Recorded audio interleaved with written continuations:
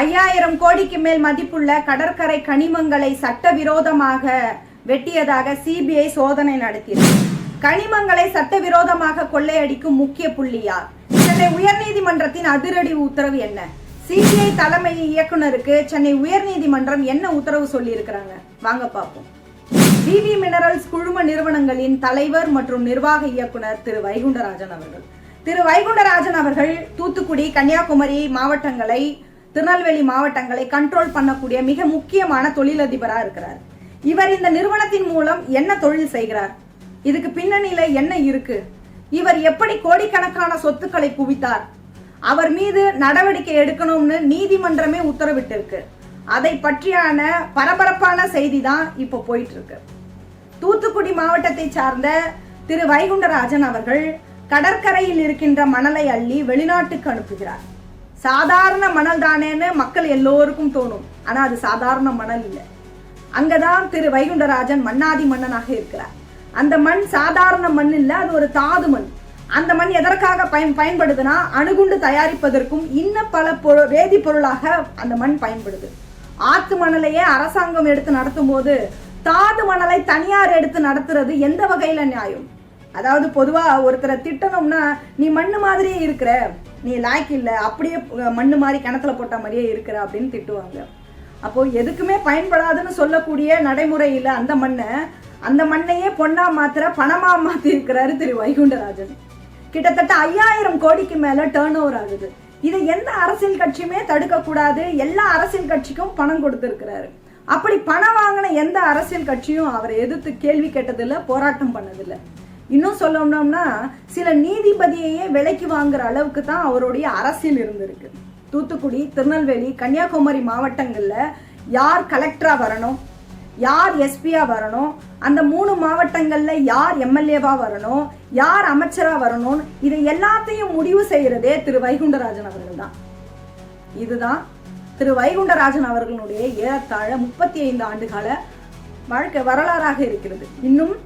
இன்னைக்கு மத்திய அரசின் அமலாக்கத்துறை ஏன் ஆய்வு செய்திருக்காங்க அப்படின்னா, ஏன்னா திரு வைகுண்டராஜன் தொழில் செய்யறதுனால பிஜேபி அரசுக்கு எந்த வகையிலும் அரசியல் லாபம் இல்லை. திராவிட கட்சிகளுக்கு மட்டுமே அவர் பெரிய அளவுல நிதி உதவி செய்யறாரு, சப்போர்ட் பண்றாரு. திரு வைகுண்டராஜனை வளர்க்கறதுனாலையும் அவரை விட்டு வைக்கிறதுனாலையும் நமக்கு என்ன பயன்னு பிஜேபி நினைக்கிறாங்க. அதனால தாது மணல் கொள்ளைய அரசுடைமையாக்கணும்னு நினைக்கிறாங்க. மத்திய புலனாய்வு பிரிவுன்னு சொல்லக்கூடிய சிபிஐ 20 பேர் கொண்ட குழு திசையன் விலை பக்கத்துல இருக்கிற கீரகாரந்தட்டுல பதப்படுத்தப்பட்ட கடற்கரை மணலை ஏற்றுமதி செய்யும் விவி மினரல்ஸ் மற்றும் அதன் நிறுவனர் திரு வைகுண்டராஜனுக்கு தொடர்புடைய சொத்துக்களை சோதனை நடத்தி இருக்கிறாங்க. இந்த மோசடி தொடர்பாக சிபிஐயின் ஊழல் தடுப்பு பிரிவு அதிகாரிகள் திரு வைகுண்டராஜனின் குடும்ப உறுப்பினர்களுடைய பல இடங்களை, குறிப்பா சென்னையில இருக்கக்கூடிய அவருடைய நிறுவனத்தின் தலைமை அலுவலகம், இன்னும் பல இடங்களை சோதனை நடத்தி இருக்கிறாங்க.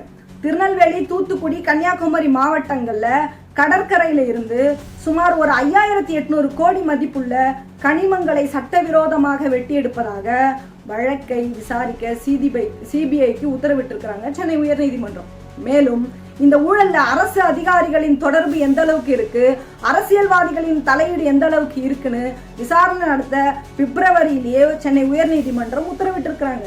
அது மட்டும் இல்லாம உண்மையான குற்றவாளியை பிடிக்க நேர்மையான அதிகாரிகளை நியமிக்கணும்னு சிபிஐ இயக்குனருக்கு நீதிமன்றம் உத்தரவிட்டிருக்கிறாங்க.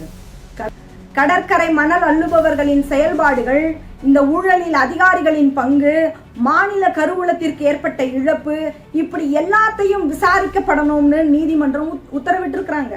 கடற்கரை மணல் எடுப்பவர்களுடைய நிறுவனங்களின் எல்லாத்தையும் நிதி மற்றும் அவங்களுடைய வணிக பரிவர்த்தனையும் ஆய்வு செய்து இந்திய அரசுக்கு உத்தரவிட்டிருக்கிறாங்க. இந்த வழக்குல 3500 கோடி ரூபாய் ராயல்ட்டியாக அரசுக்கு செலுத்த வேண்டிய கட்டாயத்தில் இருக்கிறாரு விவி மினரல்ஸினுடைய நிறுவனர் திரு வைகுண்டராஜன். இப்படி நெருக்கடி முற்றி போக பெரிய பெரிய வழக்கறிஞர்களை வைத்து உச்சநீதிமன்றத்தில் மேல்முறையீடு செய்த திரு வைகுண்டராஜன் சிபிஐ விசாரணைக்கு இடைக்கால தடை வாங்கியிருக்கிறார். இயற்கை வளங்களை சுரண்டப்படுவதை, மணல் அள்ளுவதை பல கட்சிகள் மேடை போட்டு பேசுவாங்க. திரு வைகுண்டராஜனை பற்றி பெரிய அளவுல பேச மாட்டாங்க, எந்த மீடியாவும் பேசாது. ஏன்னா அவரே ஒரு மீடியாவை நடத்துறாரு, அதுதான் நியூஸ் 7 தமிழ் சேனல். எல்லா மீடியாவையும் அவர் கண்ட்ரோல்ல வச்சிருக்கிறாரு. அரசு இயற்கை வளங்களை பாதுகாக்கணும்னா பாரபட்சமின்றி இயற்கை வளங்களை பாதுகாக்க நடவடிக்கை எடுக்கணும். இயற்கை வளங்கள் ஒரு நாட்டினுடைய சொத்து. தனிநபர் கொள்ளையடிப்பதை ஒருபோதும் அரசு அனுமதிக்க கூடாது. மத்திய அரசும் மாநில அரசும் திரு வைகுண்டராஜன் மீது உடனடியாக நடவடிக்கை எடுத்து அவர் சட்டவிரோதமாக சம்பாதித்த எல்லா சொத்துக்களையும் அரசிடம் ஒப்படைக்கணும், நடவடிக்கை எடுக்கணும். இயற்கை வளங்களை பாதுகாப்பது தான் இந்த சமூகத்திற்கு நாம் செய்யும் மிகப்பெரிய சேவையா இருக்கும்னு நான் நினைக்கிறேன்.